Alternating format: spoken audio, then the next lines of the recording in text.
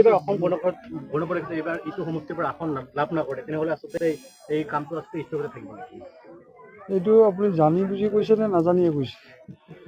জানি বুজি কৈছে নে নাজানি কৈছে? এটা স্কিম যেতিয়া চেংচন হয়, তাতে সেইটো চেংচন হোৱাৰ প্ৰক্ৰিয়া বহুত আছে।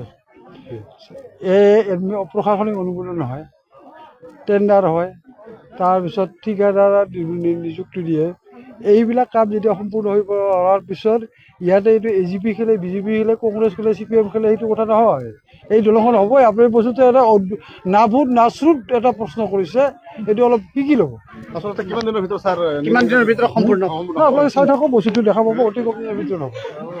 অতি কম দিনৰ ভিতৰত। এইবাৰ অসম গণ পৰিষদে এইবাৰ ইটো সমষ্টিৰ পৰা আসন লাভ নকৰে, তেনেহ'লে আচলতে এই কামটো আচলতে স্থগিত থাকিব নেকি? এইটো আপুনি জানি বুজি কৈছে নে নাজানিয়ে কৈছে? জানি বুজি কৈছে নে নাজানি কৈছে?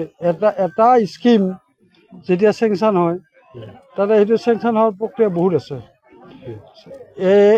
প্ৰশাসনিক অনুমোদন হয়, টেণ্ডাৰ হয়, তাৰপিছত ঠিকাদাৰ নিযুক্তি দিয়ে। এইবিলাক কাম যেতিয়া সম্পূৰ্ণ হৈ হোৱাৰ পিছত ইয়াতে এইটো AGP খেলে, BJP খেলে, কংগ্ৰেছ খেলে, CPM খেলে, সেইটো কথা নহয়। এই দলংখন হ'বই। আপুনি বস্তুটো এটা নাভূত নাচৰুত এটা প্ৰশ্ন কৰিছে, এইটো অলপ কি ল'ব। আচলতে কিমান দিনৰ ভিতৰত ছাৰ, কিমান দিনৰ ভিতৰত সম্পূৰ্ণ? আপোনালোকে চাই থাকক, বস্তুটো দেখা পাব, অতি কম দিনৰ ভিতৰত হ'ব। অতি কম দিনৰ ভিতৰত।